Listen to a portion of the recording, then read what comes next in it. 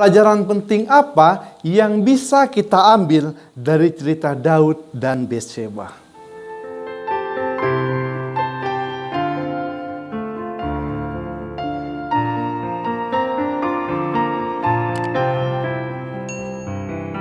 Shalom saudara-saudara yang terkasih dalam Yesus Kristus. Satu kesempatan yang indah pada saat ini kita dapat belajar dari sedikit firman Tuhan yang akan saya bawakan. Perkenalkan, nama saya adalah Hendika Simbolon. Saya adalah mahasiswa filsafat tingkat 4 di Universitas Advent Indonesia. Sebelum kita belajar firman Tuhan ini, mari kita tunduk kepala, kita berdoa.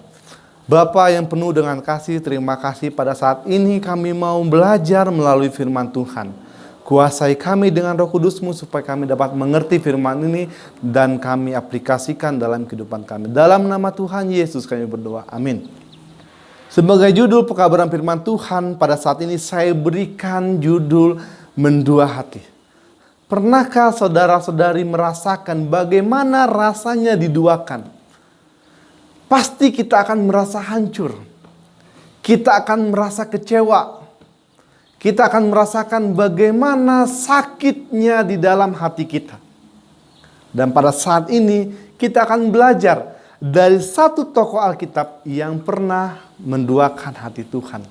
Kita buka Alkitab kita di dalam 2 Samuel pasal yang ke-11. Diberikan judul perikop Daud dan Batsheba. Siapa yang tidak kenal dengan Daud? Daud adalah seorang gembala kambing dan domba. Daud adalah seorang yang mempunyai hubungan yang baik dengan Tuhan. Bahkan Daud adalah raja yang dipilih langsung oleh Tuhan. Luar biasa hubungan Daud dengan Tuhan.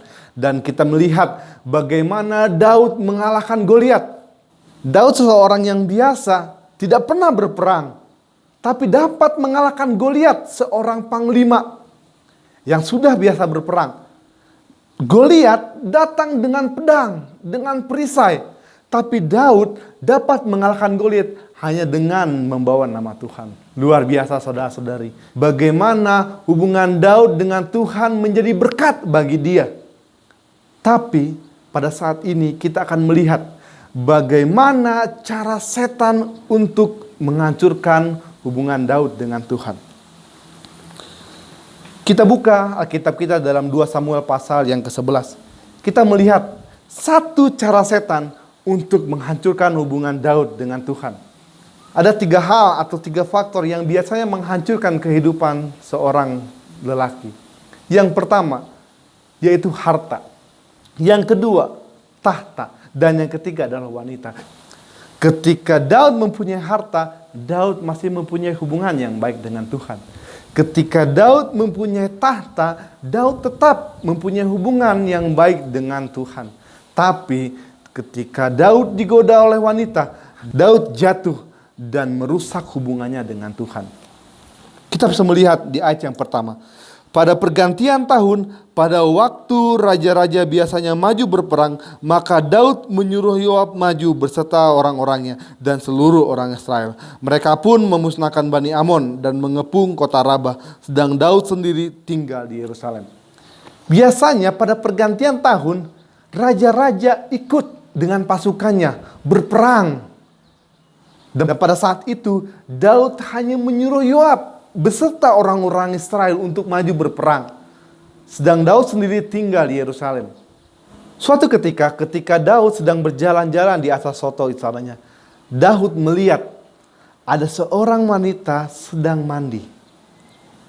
Dan ketika Daud melihat bahwa wanita ini sangat elok rupanya, Daud mengingini. Hati-hati saudara-saudara, ketika kita tidak mempergunakan waktu kita dengan baik. Ketika kita tidak mempergunakan mata kita ini dengan baik, setan mencoba untuk menjatuhkan kita. Dan ketika Daud melihat, Daud mengingini, dan akhirnya Daud mengambil wanita itu. Dan akhirnya Daud dan Batsheba berhubungan. Di ayat yang kelima, kita baca.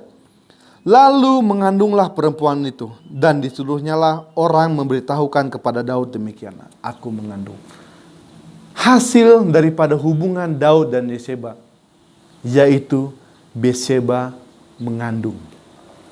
Dan kita akan melihat Cara yang kedua yang setan gunakan untuk menghancurkan hubungan Daud dan Tuhan. Yang pertama tadi, setan menghancurkan Daud dengan seorang wanita. Dan yang kedua, setan mencoba menghasut Daud agar Daud dapat menutupi kesalahannya. Kita akan melihat di ayat yang ke-8 bagaimana setan mencoba, setan merayu, setan menghasut Daud agar Daud menutupi segala kesalahan atau dosa-dosanya. Kita baca ayat yang ke-8. Kemudian berkatalah Daud kepada Uria. Jadi Uria ini saudara-saudara adalah suami daripada Batsyeba.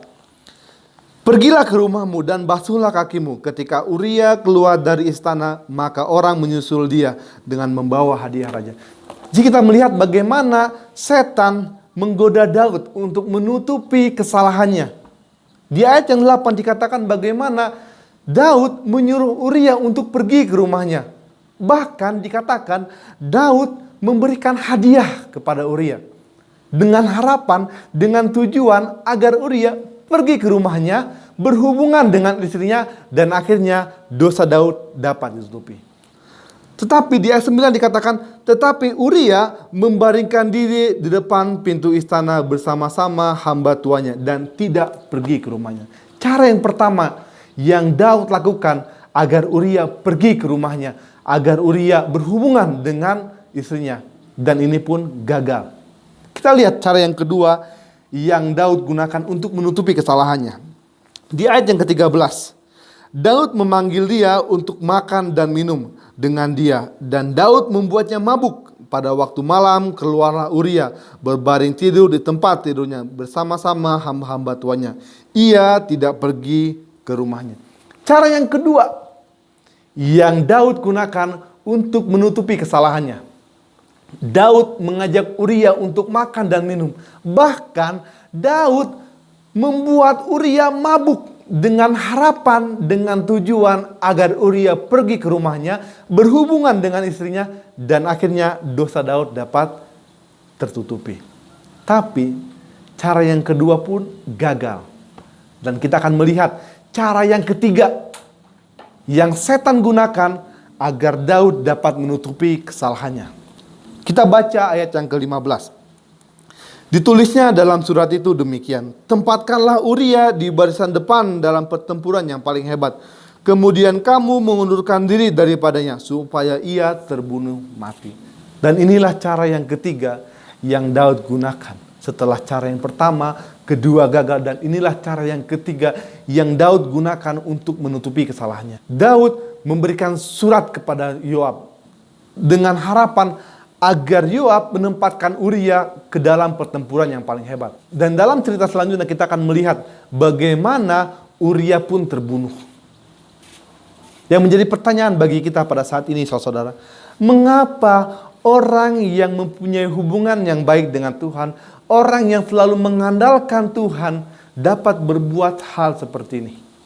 Ketika saya membaca-baca buku ini, membaca firman Tuhan dan merenungkannya, dan saya membaca buku daripada Roh Nubuat, saya mendapatkan jawaban yang terbaik.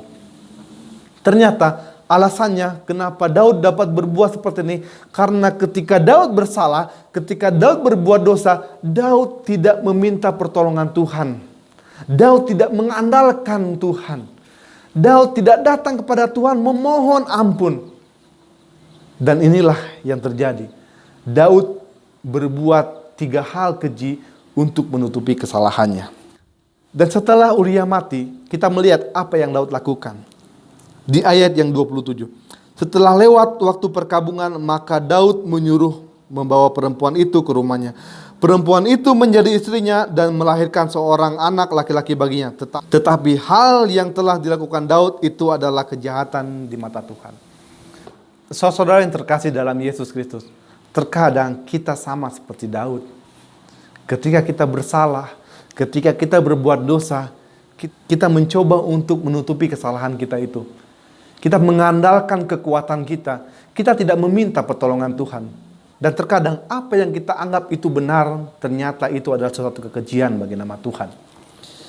Jadi pelajaran penting apa yang bisa kita ambil dari cerita Daud dan Batsyeba? Yang pertama, hati-hati dengan mata dan hatimu. Ketika engkau tidak menggunakan matamu dengan baik, hati-hatilah, terkadang dari situlah dosa berasal. Yang kedua, setialah kepada Tuhan dalam setiap kegiatanmu, dalam setiap aktivitasmu, dalam setiap pekerjaan yang kau lakukan. Cobalah untuk setia kepada Tuhan. Pelajaran yang ketiga, tetap andalkan Tuhan. Dalam Yeremia pasal 17 ayat 7 dikatakan, diberkatilah orang yang mengandalkan Tuhan. Satu kesalahan besar yang Daud lakukan. Ketika dia bersalah, dia tidak langsung datang kepada Tuhan. Dia tidak meminta pertolongan Tuhan. Dia malah mengandalkan kekuatannya. Dia malah mengandalkan keegoisannya. Dia malah mengandalkan apa yang ada dalam pikirannya. Dan akhirnya dia jatuh. Pelajaran yang keempat. Akuilah setiap dosamu di hadapan Tuhan. Ketika engkau bersalah, mau itu dosa besar, dosa kecil, semua itu adalah dosa yang keji di hadapan Tuhan. Akuilah dan datanglah kepada Tuhan, meminta pertolongan kepada Tuhan. Dan yang kelima, bertobatlah. Ketika engkau bersalah, ketika engkau berbuat dosa, bertobatlah, datanglah kepada Tuhan, meminta pertolongan kepada Tuhan, dan percayalah Tuhan akan memberkatimu. Saudaraku yang terkasih dalam Yesus Kristus, ketika kita sakit, Tuhan ada merawat kita. Ketika kita merasa kesepian, Tuhan ada menghibur kita. Ketika kita merasa hancur, Tuhan ada untuk memberikan kekuatan kepada kita. Tapi apa yang kita lakukan? Terkadang kita lebih memilih dunia daripada memilih setia kepada Tuhan. Satu ayat terakhir yang akan saya bawakan pada saat ini terdapat dalam Yakobus 1 ayat yang ke-8. Sebab orang yang mendua hati tidak akan tenang dalam hidupnya. Sama seperti Daud, ketika dia menduakan hati Tuhan, dia berhenti menjadi orang yang berkenan pada Tuhan. Begitupun dengan kita. Ketika kita tidak mau setia kepada Tuhan, kita tidak akan menjadi orang yang terberkati. Dan pada saat ini, saya mengajak kepada kita semua, marilah kita menjadi orang yang setia kepada Tuhan. Orang yang selalu mengandalkan kepada Tuhan. Orang yang selalu mengandalkan Tuhan dalam setiap kehidupan kita. Jangan pernah duakan hati Tuhan. Sebab Tuhan begitu mengasihi kita. Sebab Tuhan begitu mencintai kita. Saudara yang terkasih dalam Yesus Kristus, jika Anda merasa terberkati dengan renungan ini, jangan lupa like. Jangan lupa berikan komentar yang positif. Jangan lupa share renungan ini, agar renungan ini bisa menjadi berkat bagi orang lain. Dan kiranya Tuhan Yesus memberkati kita semua. Amin.